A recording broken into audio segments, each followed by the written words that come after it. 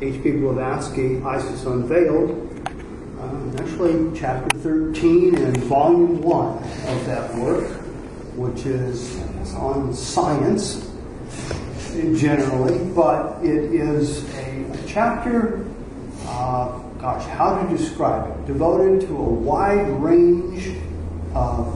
wide-ranging discussion on psychic phenomena, alchemy, hermetism, the astral, and a very wide variety of things.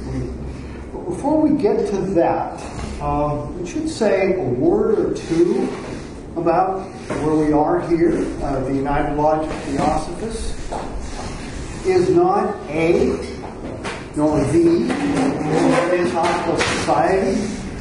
We're an association of students that have a common aim, purpose, and teaching, and welcome anyone that's interested in Theosophy to join us and essentially participate in what amounts to a Theosophical school. So to that end, we hold classes, do short and longer presentations, have from time to time over the years published a magazine, held classes for children as well as adults. Right now, we're focused on adults in small groups, but the world does change. An effort that's been going on for over 100 years undoubtedly has its ups and downs, its natural cycles of activity and rest.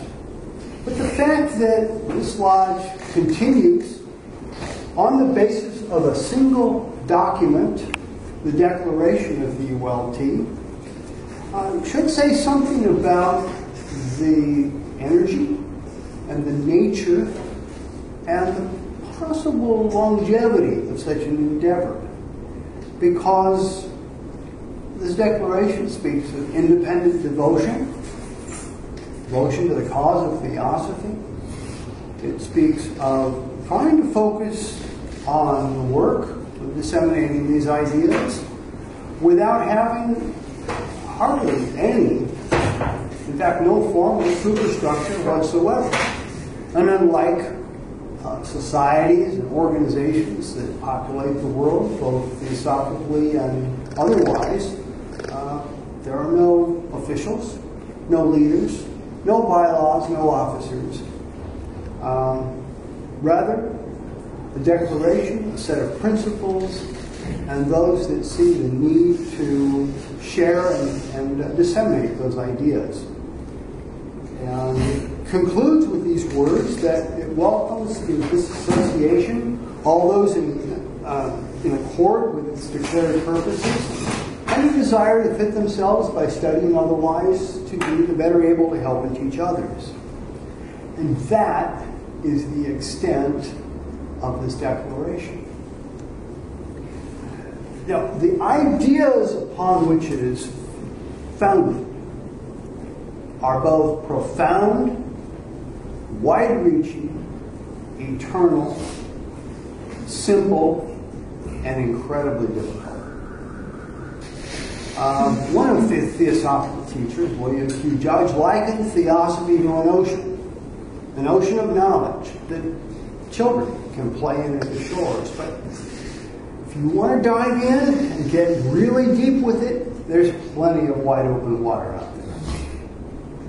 And therefore, whatever one's intellectual, psychic, moral, physical, social capacities might be, there's a part of Theosophy that's ready and able for us to explore. In the 19th century, with the formation of the Theosophical Society, and we'll give a little background for Isis Unveiled for those that might not be too familiar with it. 2 years after the formation of the Theosophical Society, H.P. Blavatsky brought forth this amazing work, Isis Unveiled. She had some help, but mostly she wrote it out of her own experience and out of references that she was able to garner in the world at large, in her travels, and she said from her own teachers. She expected no one to believe it. She said she challenged no particular authority, but simply was trying to point out truth as she had seen it, as she saw it, and as each individual could pursue it. Now, Isis Unveiled is, in some respects, an easy work. It does not have the metaphysical profundity of, say, her later work, The Secret Doctrine. But it is deceptively simple in that it essentially goes to the record of the world and says, out there, here is the evidence for these arcane doctrines. The spiritual heritage of the human family can be found, as she said, in every religion, philosophy, science, system of thought worthy of the name. And on the surface, virtually all are false. And within them are kernels of truth. The question then is how to discern the true from the false. Upon what principles would we examine?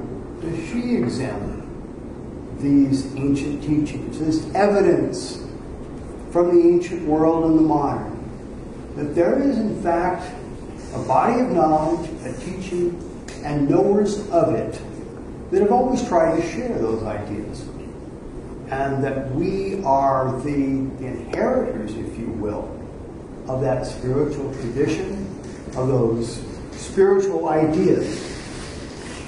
In her preface to Volume 1, to the work as a whole, she says that she demands for a spoliated past that credit for its achievements which has too long been withheld. It calls for restitution of borrowed robes and the vindication of calumniated but glorious reputations. Well, in our work tonight, in her work on chapter 13, which was dubbed Realities and Illusions, or some rather, well, we'll decide whether it's an apt title or not a little later on. You can decide. But in this chapter, she covers a great deal of ground, kind of beginning with a comparison of Eastern and Western, or rather ancient and modern, views on various phenomena which were quite well known in her day to travelers to the East. And so she gives some rather startling descriptions from a wide variety of sources. Ancient writers, the travels of Marco Polo, Indiologists, those that were in the 17th, 18th, and early 19th centuries, explorers in India. And they tell tales of jugglers,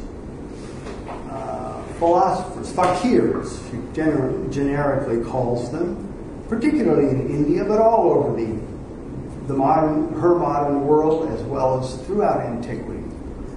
She tells stories, neat stories, rope tricks. Fakir comes out, sits on the stage before about 10,000 or so people in a great Khan's palace one summer, and throws the rope into the air. And out comes a little boy, and the little boy climbs up the rope. Pretty soon, monkey follows the little boy up the rope.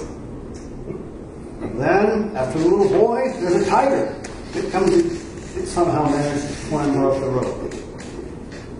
Well, the next thing that happens, it mystifies everybody, parts of the boy come down. Arms, legs, torso, head, hands, feet. Oh my God, looks awful.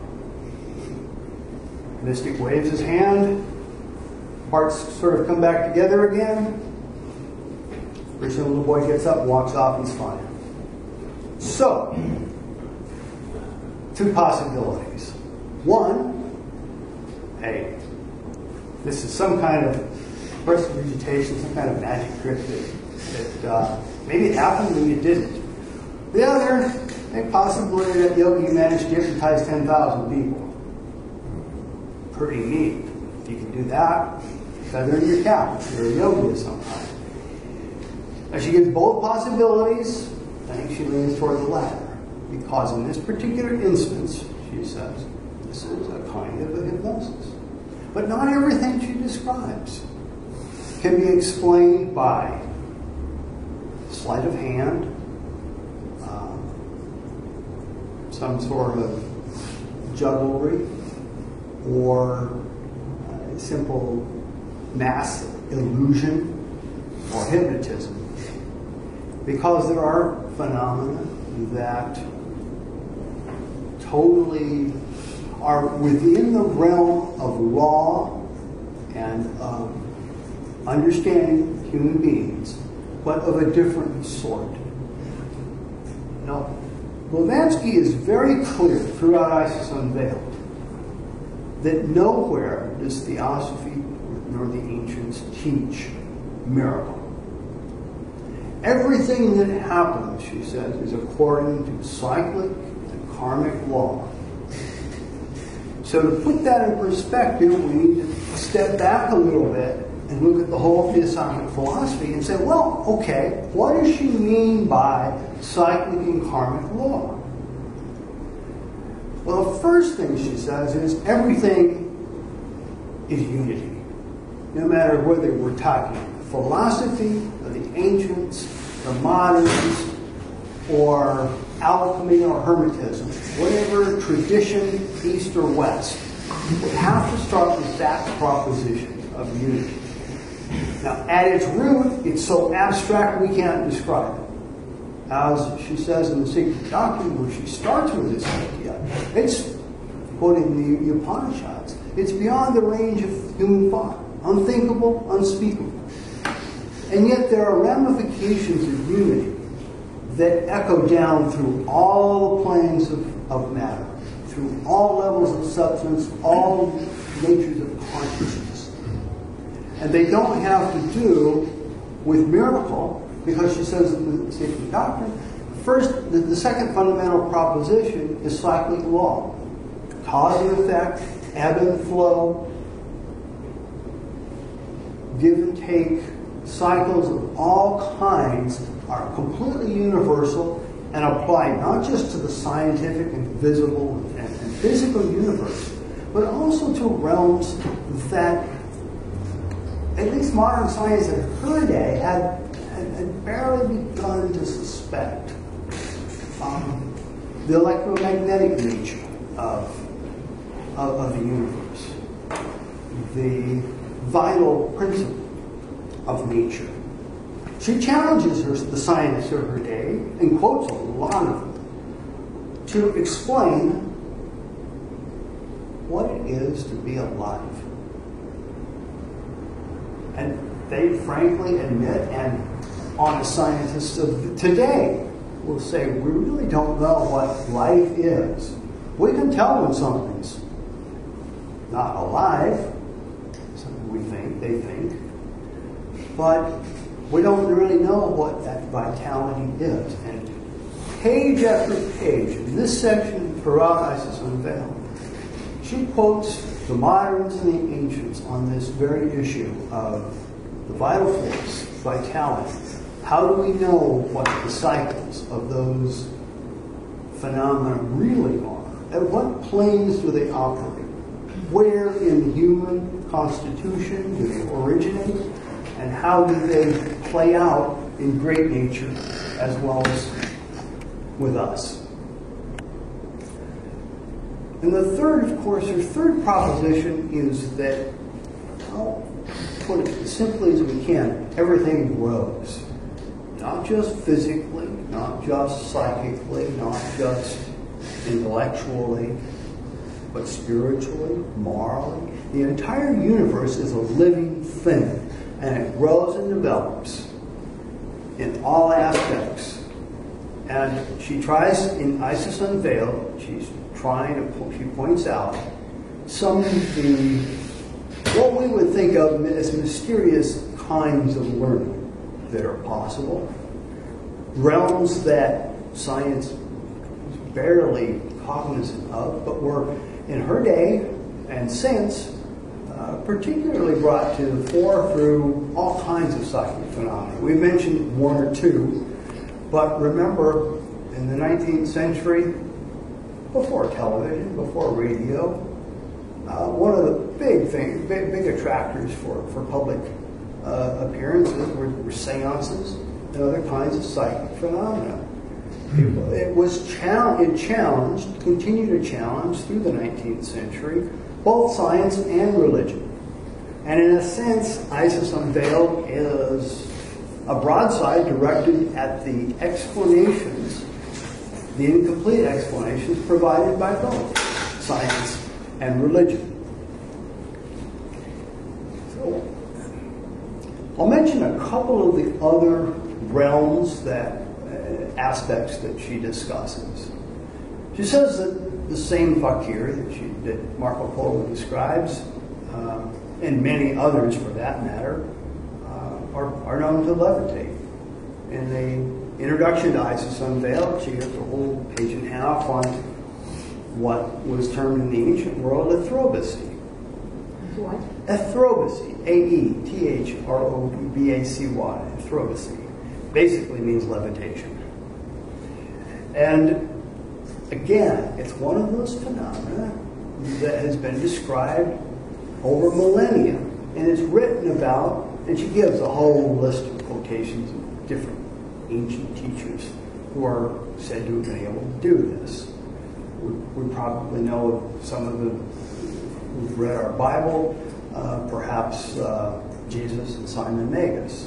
But the list is very extensive of Greek, Latin, Roman, Egyptian, and other writers down the ages, and in India, of course, of the individuals able to basically levitate. Now, we bring up these kinds of things not to dwell on all the kind of sort of fun stuff, I guess you'd say, but to share a lot of what she has to say, or at least some of what she has to say, and to put it in its context and perspective. Because she says there's really two kinds of individuals that this happens to. One is basically the conscious adept, she says, is a hermeticist. She coins a term she calls those kinds of persons that do not just levitation, but all kinds of other phenomena, controls of nature and so forth. She calls them mediators. And a mediator is a person that has a knowledge of those cycles of nature, of the real planes, astral and otherwise, understands their own finer vehicles, the astral and vital forces of their own nature, understands the magnetic currents of the earth and of themselves, and knows basically how to reverse their own polarity. Again, it's a scientific process that can be learned. Now, it's not the most important of scientific processes in the big picture. There's a lot more things that are more important. But it's an example of what an individual willing to comply with the terms of learning might be able to accomplish. And to indicate a friend here, a little fly flying around here. It likes me.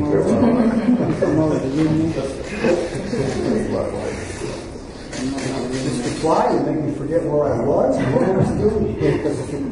He was just waiting for Dr. Joe to retire so he could. Is that your friendly fly? We'll take it back. We'll send it to the flea circus. HPV talks about how popular flea circuses were in her day. We don't ever hear about them anymore. Well, let's see. Where were we? Maybe it's time to take a little bit of a break.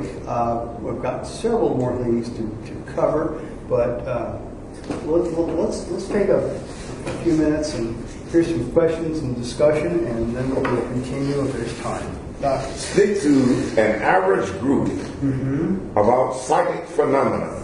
Their ears go up like a group of jackasses surrounded by fire. Speak to them about scientific phenomena, social phenomena, or any other phenomena, and you're hard to get their interest. Why?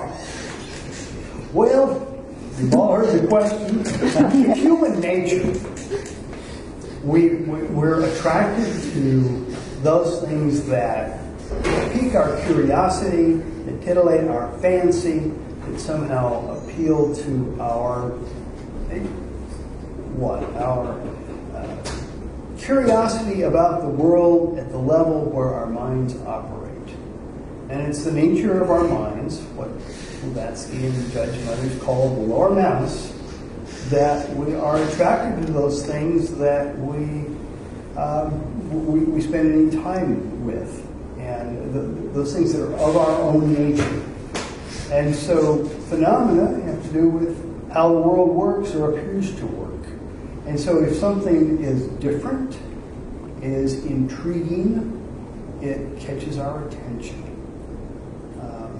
I don't know how to answer that except to say it's the nature of our minds, and we haven't learned how to put that kind of thing in perspective. So we chase it. Yes? When Valkyria did that stunt, what was the reasoning for the actual stunt itself? Like, what was he trying to accomplish? I missed the first part of your question. When the figure. Oh, okay. Did the rope trick. Yeah. Why was he doing it? Was he trying to distract the crowd? What was going on?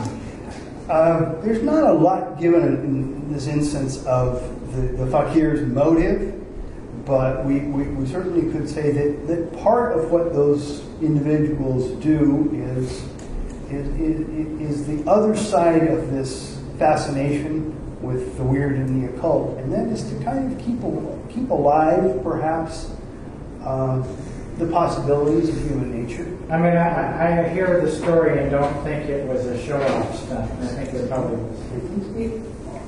From modern research into this kind of phenomenon, the basket is always passed among the crowd. It's the way he earns his living.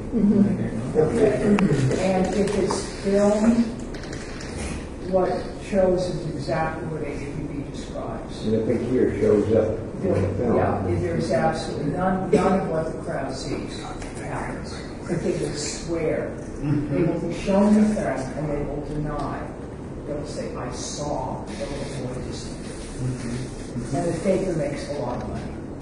Okay, so there's one very, very likely, and we'll talk about the implications of that past in the basket.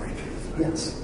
Going back to Doctor's question about why people are fascinated by these things and why it gets so much attention, I think it's because everyone wants to know what they can believe in, and everyone is brought up with whatever belief system or is chosen whatever they believe, and it points to there being evidence of something more. I think that people are naturally drawn to things that may or may not confirm for them their own belief system or give them something to actually grab onto as evidence of that being real, as there being something beyond the everyday. And that's what draws people in, is the wanting to know that there's more. Yes. I think that's a really good point, because it's almost like it's something in us that recognizes that there is something more. And this is a way then, without knowing anything maybe about philosophy, but it's still a search from inside. Mm-hmm. This maybe makes a comment in this chapter about how so many times people are misled by their faiths, by their religions, in her time, our time, by science, But she says that there's something that always is behind the understanding of the average person, and she says it's a belief in divinity and in their own higher capabilities. And those things never really go away. They are abused. They're often discouraged. It's turned and used against the very people's best interests. And yet those intuitions, she calls it, in one place she calls it belief in God, not the personal gods that she's referring to, but a belief in some kind of divinity that's within and in nature. And that, I think, is maybe related to that people do want to know what to believe in, but they also know that certain things are true no matter what they've been told. They know that there is a truth there. Which is why perhaps and hopefully Theosophy appeals to at least some of us, because it does indicate that there are rational, if you will, scientific metaphysics that can be discovered, learned, applied, used, and will actually help us grow as human beings. John? I think when you start thinking about the social relationships at 7 different levels, and then you try to think of the psychic relationships at 7 different levels, it's very difficult for us to understand the rules of the psychic. Mm-hmm. That's very true. We don't know what those rules are, and perhaps it's best that we don't. The analogy of children playing with matches or around gunpowder has been used with occultism. I mean, there are conditions that if one really wants to learn about the inner side of nature, one needs to be able to follow the conditions for learning. Mm-hmm. It's not for just everybody. Now, that doesn't mean that there aren't things that we can all learn, but in different times, in different places, that how far we can go probably varies. So at one time, if it's children playing with dynamite, we better keep the matches away. When the children grow up, maybe we need to show them how to, if they're going to be minors, they need to know how to use that substance. So it's a matter of we need to grow and learn, no matter what the realm is. They better not forget the canary. Don't forget the canary when you're the minor. Exactly. Yeah. Well, one of the I wanted to go back to the basket that the fakir, the sorcerer, were passing around, because I kind of, in a way, I shortcut some of the stories, because there are some things that are similar and some things that are different in all the different tales that she relates. And one of the things with the true mediator, she says they never accept money. And they also will perform their phenomena in broad daylight. And those that accept money often find that it works against them. But she says that there's another class, and we alluded to this type of person when we mentioned seances in the 19th century, and that class of person is medium. The medium is a naturally passive individual. And she says that mediums have no powers. What they have is a condition for which they really ought to be pitied. Very often they're unable to earn a living normally. They take money because they need to live. And then the cycle of what they attract to them wears them down. And a medium, a pure medium, is essentially a fully passive individual. She says the only remedy is action. action of the mind, action of all sorts. They have to become active. It's very difficult. Those that do not almost invariably have perished of some vice or another. They're often ill. They often become drug addicts or alcoholics. They have a great deal of trouble with their lives and usually die young.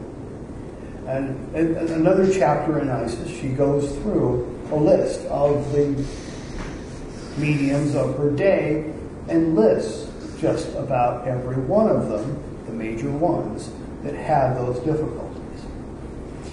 But the medium, if they levitate, it's through often the agencies of those electromagnetic entities, if you will, which she describes in many places in Isis, including this chapter, as being sort of the denizens of the astral realm. They can be of that class below the mineral, known as elementals. They can be the psychic electromagnetic remains of those that have passed, that have died. They can be elementals that of certain classes. And she goes into some detail, giving names, often Hindu names, to many of these classes of beings. But they influence the mediums. And when the medium has big pull marks, perfected their mediumship, then they're wide open. And the only protection that they have is if their moral nature is clean. If they have good intentions, and few, because they're normal individuals otherwise, very few do. But there are both beneficent as well as selfish, if you will, ordinarily selfish mediums. And in the 20th century, we have an example or two of what one might think of as beneficent. Edgar Casey comes to mind. A pure medium with a good heart. And she said, this is a protection for the medium.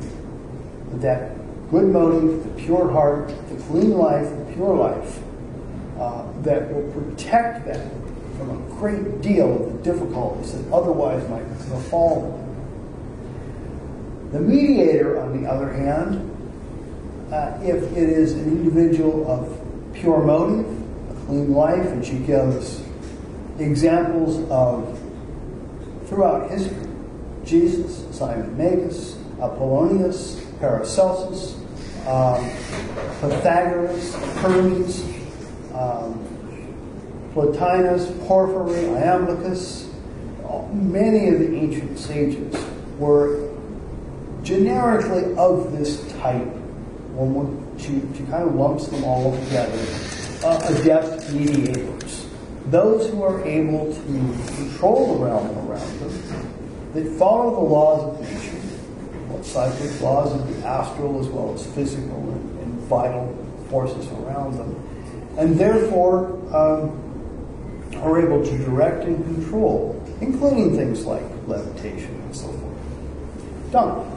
I disagree with you that we should not know some of these psychic things. I think that's what here on earth, in this incarnation, for is to learn as much as we can to train our brain, as to understand as much as we can about the first embodiment of the higher world that's invisible, the second bringing forth of creation, and then the third, which we think we were part of the third creation, and finally ended up in an incarnated body. So, if we are, and all we have is a brain, we're finding people like Einstein, which can assimilate and find out the laws, relationships. And many people, we saw all these people for centuries, they call them alchemists, the alchemy. Mm-hmm. And hey, they were doing exactly the same thing with maybe the physical as Einstein was doing with the mental. Thank you. Okay. George, did you want to respond? Yeah, I think that the finer point in that argument is the fact that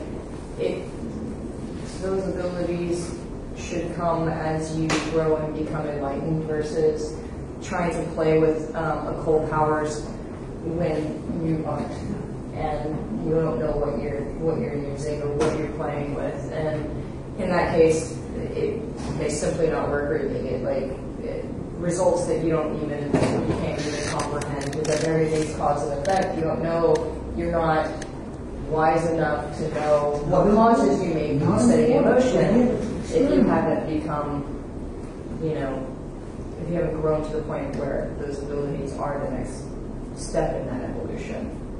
So I think we're both right. But that is a little. I guess with regard to what Don was saying, that we should be more involved with that, but it is an integral part of the third object of the movement. Mm-hmm. But to go into practice, first of all, what are you going to do? You're going to sit here and wait until somebody eventually levitates or does some tricks.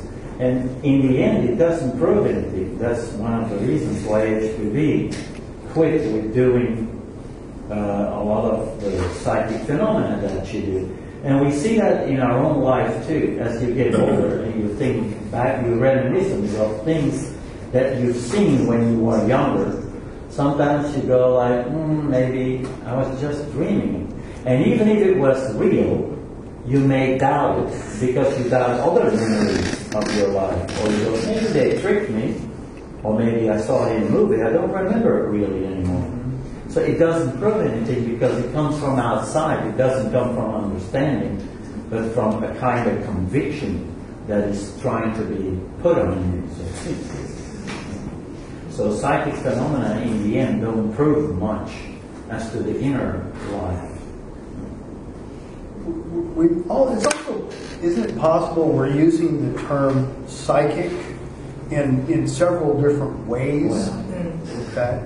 I mean, if we were to say, in theosophic terms, if we use the term psychic phenomena, usually refers to the phenomena that are known to occur in seances and by mediums. And if they're produced by mediums, we're taught that there is a lot of danger that goes with that.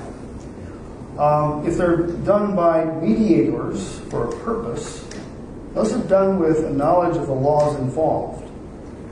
But if we're using the term psychic simply to mean that realm which is above the physical and above the mere obvious, but also not purely spiritual, say not having to do with our own higher self, then everything in between having to do with our mental functions, our mental abilities, our likes, our dislikes, our astral, our vitality, all of that generically could be called psychic in a very broad sense. And it's that realm, you're absolutely right. We need to have those, that's where the vitality and the life, the contacts with other living beings really is. I mean, we interact not just physically. Our real interactions are on other inner planes. They're in the realm of ideas, realms of feelings, realm of relationships, realm of vitality. We all know cases where there are individuals who can walk into a room and the whole room lights up. There are also individuals who walk into the room and everybody else leaves. Why is that? They're all psychic in the sense that they're not spiritual in the real sense, but nor are they strictly physical. So if that's what we mean by psychic, there's a huge realm in between that really has to do with a lot to do with our growth and development, surely. So we don't say, I mean, Einstein isn't ignoring we're not ignoring what he has to contribute, nor do we ignore contributions of other kinds. Certainly a man like Edgar Casey, who did a great deal for other people in his psychic readings. So we don't condemn the psychic realm, but it's a very when we say psychic phenomena, it usually has to do with where we started, describing what mediums are about. Because those are uncontrolled and essentially uncontrollable because of the nature of the passivity of that person. And those, we're taught, are quite dangerous. But there's a lot of other things encompassed by the term psychic, if we use it broadly and intelligently and define what we're speaking about. Does that help, or would you like, is there something else that you've done if you wanted to pursue with that? Okay, Doctor, thank you. This might be trite, but I know in your discussion you did not mention, and I think it's possibly mentioned in that section, or maybe later, where some of her references, she didn't send envoys to look them up. She didn't have librarians by call to go to the different sections of the library to get references. But I understand she got them by psychic means. That's another instance of psychic phenomena. Mm-hmm. And she was very active in her pursuit of that information when she needed it. So yes, psychic doesn't necessarily, by itself, mean passive. It actually means it means neither. It just has to do with that middle realm, if you will. The voice of the silence, where it speaks of three halls. Well, there's this hall, the hall, probably is hall of learning, but then there's also the second hall, which is, if you will, the psychic hall, and then there's the hall of wisdom. And the psychic hall is the one where we do a lot of our activities, but it's also, she says, beneath each flower a serpent coiled. So it has possibilities as well as dangers.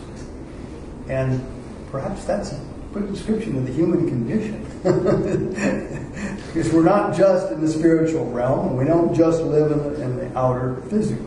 We live in those realms in between. I usually make a distinction between investigation and experimentation. In other words, in investigation, you're understanding, and experimentation, you're becoming involved, where you may lose control. You don't understand the cause. Good point. Good distinction. Yeah, very useful. Thank you. Yeah. Well, one of the, if there are no other questions at the moment, I'm going to throw another one of her neat examples, because she talks about these fellows, and I'm going to use the term fakir because she doesn't ISIS. But technically, and she uses it indiscriminately to mean both Islamic and Hindu mystics. But in fact, the term fakir is specifically a term of Islamic, or she used the term in her day, Muslims. They were mystics of that tradition, and more accurately we would call the Hindus yogis, but it's only a matter of terminology. She kind of puts them all together and calls them fakirs and yogis sort of interchangeably. But one of their actual phenomena that they would, and she spends some time describing this, and that is the suspended animation of some of these fellows who will go into a deep trance and allow themselves to be buried alive for days, weeks, sometimes several months. And in one instance, they were being guarded. The fellow was guarded by some Khan or Shah's personal guard, basically his household guard. He put them on watch 24 hours a day, 7 days a week for several months. But he was also a very suspicious fellow. So every so often, 2 or 3 times over several months, he'd go dig this guy up. He was buried well in the ground, but he'd dig him up just to check. And yes, every time he dug him up, he'd be there. All right, carry him back up again. I put the guard on until a few months later, at the time appointed by the yogi, by the fakir, they dug him up, and to all appearances, he was dead. They had stopped his nose, his eyes, his ears, and his mouth with wax. His heart had stopped. His breathing had stopped. Everything, all apparently, had come to an end. And yet, his assistant performed several actions over him. And after a while, and they had taken all the wax and so forth out, he woke up and asked for some tea or something and went about his business. Now, HPV says that this is a well-documented phenomena from virtually every continent and every culture of some sort, of all sorts, have instances of this sort of thing. And she does not chalk it up to mass hysteria or delusion. It's not a trick. These individuals simply know the nature of the vitality of the human body. They know its inner cycles. They know its astral nature.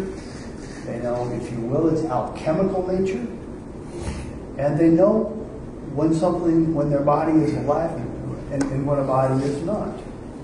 But she said, the science of her day, and Doctor, you could probably say something on this, the science of our day does not entirely know when a person is dead.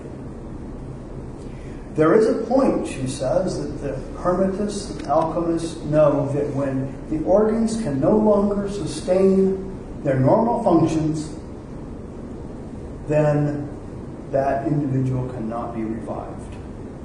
But there is a point where that can still be done.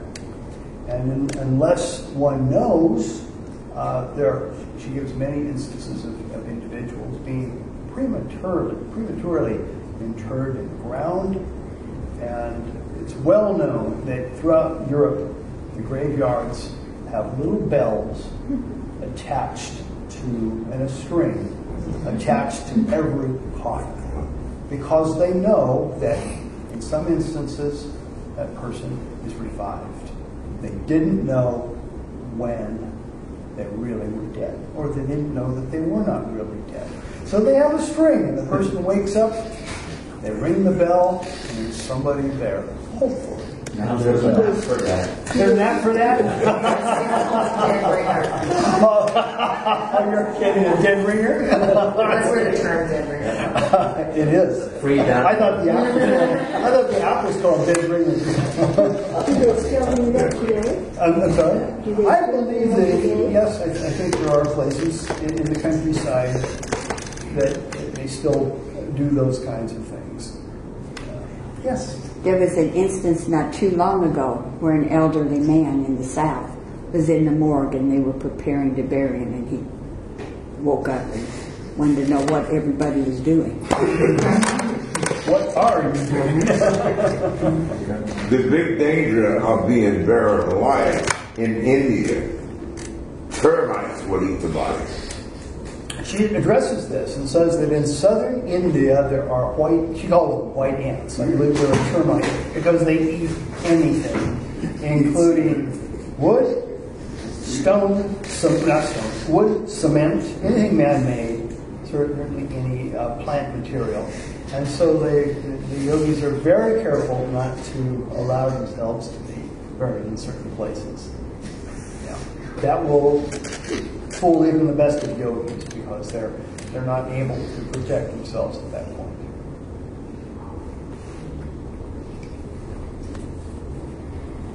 Well, HPV says there is a tree that if you rub it, the white ants will never go near it. Well, that's good to know. It may or may not be available in your place. She does mention different kinds of woods and different substances. She talks a little bit in this chapter about talismans. She says the most powerful talisman is the will of the adept. And that we were describing the mediator. This is an individual with a tremendous will. And it's interesting, we have actually a handout to share in a minute, but Mr. Judge in the preface to Patanjali's Yoga Aphorisms has a very interesting discussion on the will. He says that normally we think of it as a person having a strong will or some such. But he says, in fact, will is a universal, colorless agent. And one place he calls it the force of spirit in action. And that colorless agent is directed by where one's desires are, what one values. And he says that this is the old Hermetic axiom, behind will stands desire. So this discussion of will is interesting because if the most powerful talisman is the will of an adept, what does that say about the nature of the desires of an adept? Because the desire is what directs the will. The will can go anywhere. That's in the preface there, it says that we can direct the will anywhere we please, any direction we choose. It may not stay there. That takes the takes the effort and the work. But it's an interesting discussion in light of what she says about the talisman, because different kinds of, in this case, a piece of wood, it may be metal, it may be stone, it may be a gem, have often been used as focal points for the will of one yogi or another. There apparently is a whole science and art behind the ability to direct one's will. Just give some good hints on that. Yes? Well, this is just a different tack. What is the difference between a fanatic and a person with a strong will and a strong desire? The will and desire we pretty well categorize. But what is a fanatic? A fanatic? Somebody roots for the Yankees? Somebody roots for the Yankees. Well, that's where the origin of the term fan comes from. Well, if we take anything to an extreme, and it's focused on the outer world, then we might describe that attention, that devotion, as fanaticism. It could be religious, it could be political, it could be economic, all sorts of descriptors, different areas where that might be true. But we would think that the fanatic is always focused on something external. A real yogi, a mediator, a true adept, I don't think we would, at least not theosophically, we wouldn't use the term fanatic. It has kind of a pejorative implication to it. Unless all one wanted to say was that, say Count Saint-Germain was a fanatic about pursuing justice in 18th century France amongst the nobility, and perhaps, you describe it, limit it, maybe it's an applicable term, but... Well, students of theosophy sometimes have been described as fanatics. Well, we'll see from the outside, perhaps. It's application of the term, but nonetheless, it's other people's perception. Church and... In my mind, when I hear the word fanatic, I think of obsessive interest. That doesn't necessarily indicate any action or goal, though. So Oh, yeah, I think that when you're Yes, it is. fanatical about something, you can obsessively pore over. I mean, if we're talking about Theosophists, I'm sure there are some who are fanatical about it and obsessively pore over gathering the information and are very, very devoted to their interest level in it, but don't necessarily actually apply anything or absorb it into any kind of assimilation to their being. Then once you reach that point, it's no longer fanaticism, it's dedication, it's devotion, and then maybe you actually are growing and turning that into action in your life. It's useful. When you think about vision, the fanatic has no vision except on the object of its desire. Okay? The adept's vision encompasses everything, and both vertically and horizontally. So you start thinking about the challenge to each of us to examine our own heart's desire and our own vision. And I think that's what HPB brings all. Whether she's talking about, so-called miracles in India or something that Marco Polo, whatever she's discussing, she's wanting us to think about, well, what does this mean for us? And here she's really, really clear about that. Yes, Tom, I thought it may be helpful to think of desire in the two lights of fear and love, and how either fear or love is dominating the desire, and then the will goes after that. And I think what she's saying is that, I mean, in my mind, I think of the talisman as typically something that people attach to alleviate their fears so that they can function. And that's why they're still not really conquering the fears. They're still kind of like bouncing it off of something else to deflect it. They're still there. So that's why, the will of the adept will be stronger. Okay. Yeah. Well, I think Rob's question is, what is the difference between a fanatic and willpower? And I don't think there is. I think they're not in different planes. A fanatic uses willpower in a way that we might not agree, but they exercise a lot of willpower.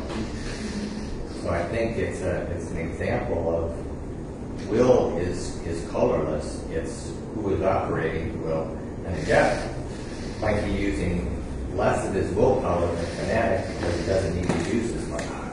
Or a fanatic might be using a lot more willpower than it takes an adept to accomplish that particular aim.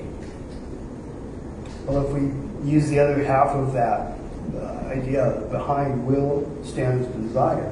So then, if our desire is universal, if will is also a universal power, then maybe it flows very naturally with pure motives, pure desires, to help, to educate, to inform, to serve, and therefore requires less of that force than it might be exhibited by a person who directs it all toward, becoming famous.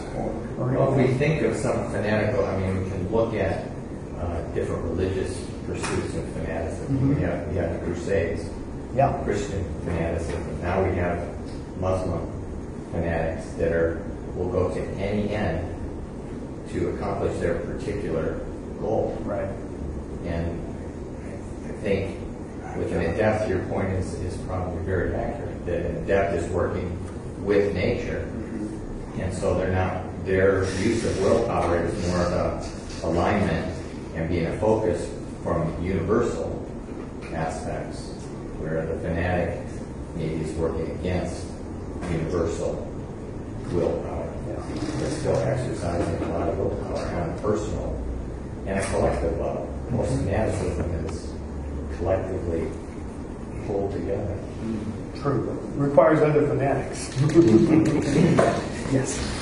This reminds me of a conversation we had about will in the Vita class, where the question was that if behind will stands desire, then what stands behind desire? And the thing that we decided that it was lack, like a feeling of lack in whatever area, for whatever reason, you feel like you're lacking something, and then the need to replace or create something becomes desire, which then if you follow through on pursuing it becomes will. And it was mentioned fear or love, and it's usually the lack of feeling safe or the need to feel love that typically drives that desire to form. It's interesting how society creates a lot of feelings of lack, especially now in such a material world. We feel like we lack so many things that we don't necessarily actually. Well, we lack what other people have. We lack what other people have. Yeah, maybe a lot of junk, but and we don't really need it. But we notice that we don't have it, so we want it too. Yeah. That's the thing about desire. It's pretty much insatiable. There's always room for more. Well, I saved the best for last. I have a little handout here that might share over there. Pass around here.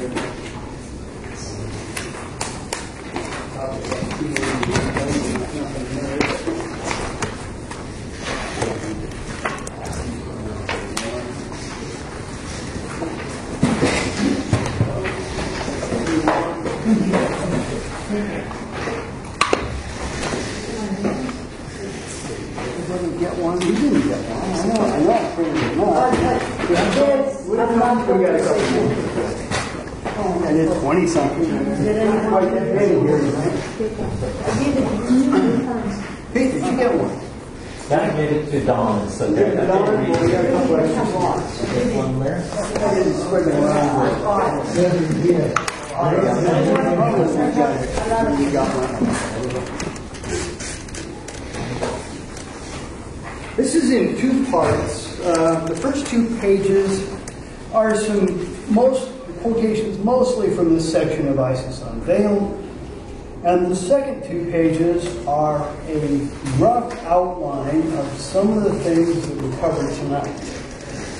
It's not complete, and it certainly doesn't cover everything she covers in this chapter. But it's a start, and in the interest of looking at the very last point on alchemy, there's a couple things that I'd like to read. On the second page, where it's a definition of alchemy from the glossary, and just not try to read it all, but the first couple of sentences might be instructive. Where she says, alchemy is, as the name suggests, the chemistry of nature. It deals with the finer forces of nature and the various conditions in which they're found to operate. Seeking under the veil of language, more or less artificial, to convey to the uninitiated so much of the mysterious magnum as is safe in the hands of the selfish world, the alchemist postulates as his first principle the existence of a certain universal solvent by which all composite bodies are dissolved into the homogeneous substance from which they are evolved, which substance he calls pure gold or summa materia. Now, there's more there, and there's more on this handout, and we're not going to get all of it tonight, but I did want to bring that up and mention a couple of things, because in this section, she talks a lot about alchemy and its transformative qualities, powers. It was, in a sense, the theosophy of the Middle Ages, and that's why the reference to the veil of language. Because on the surface, it's kind of ridiculous. But in it, let's go to it, but with inner parts of it, and she says that both aspects are true. She says, alchemy is studied under three distinct aspects, which admit of many different interpretations. So the cosmic, human, and terrestrial. These three methods were typified under the three alchemical properties, sulfur, mercury, and salt. The transmutation of the baser metals into the nobler, or gold, is only one aspect of alchemy, the terrestrial, or purely material. The occult alchemist, spurning the gold of the mines, gives all his attention and directs his efforts toward the transmutation of the baser quaternity into the divine upper trinity of man, which when finally blended are one. Well, this is from her glossary, and what it indicates is that the real alchemy is our own inner self-transformation. But she gives enough in us as Unveiled, and this is kind of a question that I'd like to raise and post as a posit, as a maybe for discussion, maybe just to take away and consider. But what is the nature of this alchemy if it's not just the transformation of our personal nature into our higher? If we use the Hermetic axiom, as above, so below, as within, so without, as with the greater, so with the smaller, then how is it that these kinds of descriptions of, and she spent some time with them, of transmuting metals and so forth, the elixir of life. Are these things possible? Or are these like the illusion of the fakir that hypnotizes 10,000 people?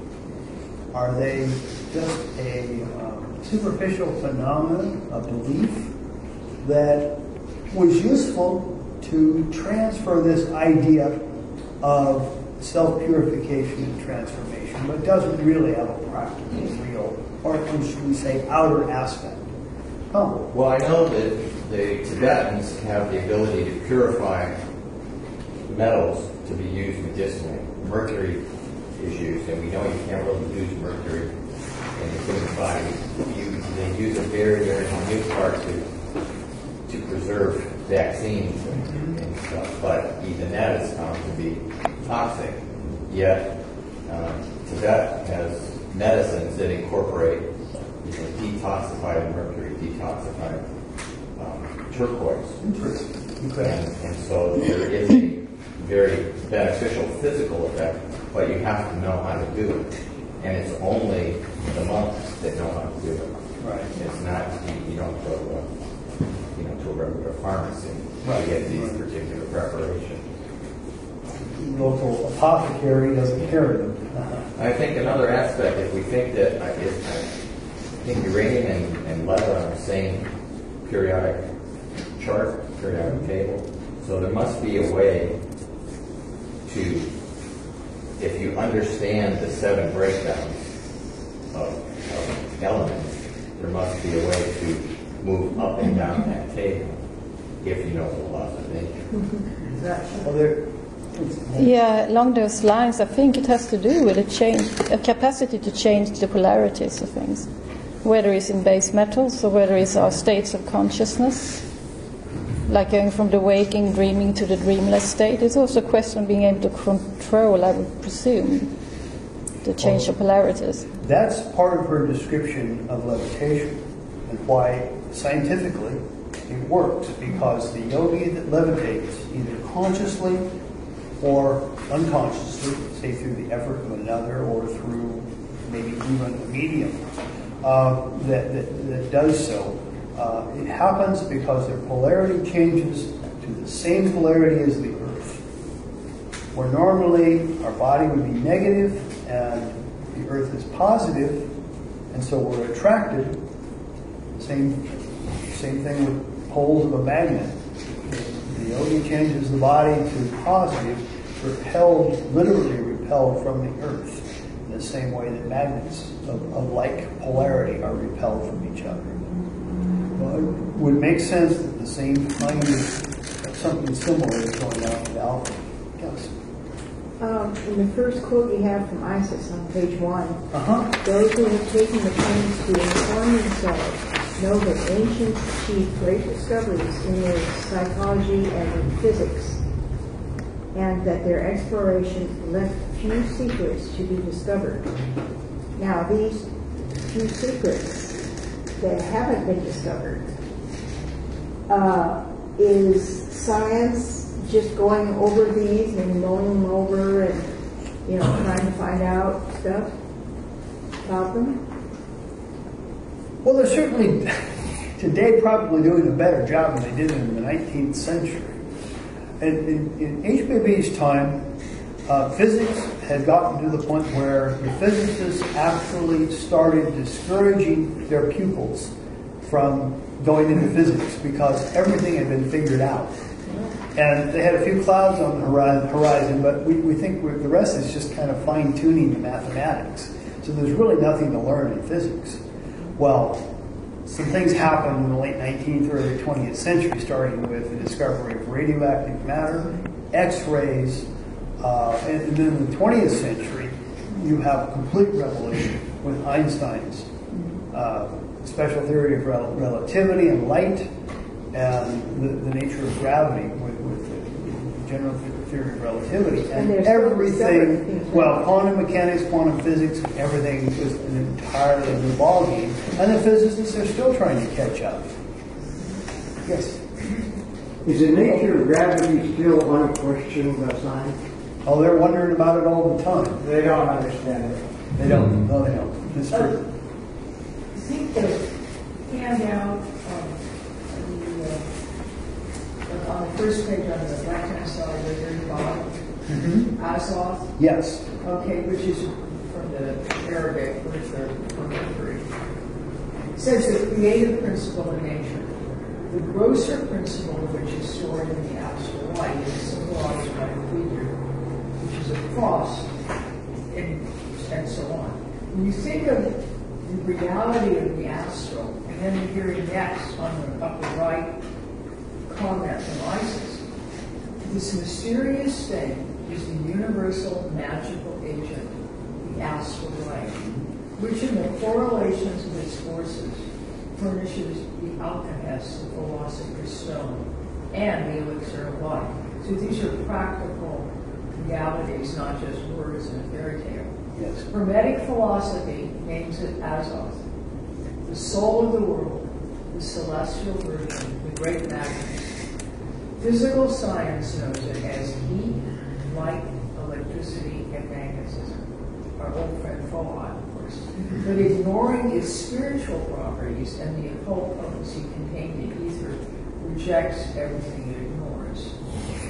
Given the lack of universal brotherhood in the world, it's probably a good thing that physical science is based on the physical world. Because you can think about some of the things HPB talks about, the horrific behavior that we all know happened in the Atlantea era, when all of these forces were used for selfish reasons. And you start thinking from this perspective of the importance of knowing all of this, but as Rob pointed out earlier, of understanding and not getting deeply involved from the perspective of the selfish, desired nature that we still are surrounded by. And bringing it back to the astral and the Akashic level reminds us that it's real, even if it's not visible. Right. Now that's the realm where everything is recorded.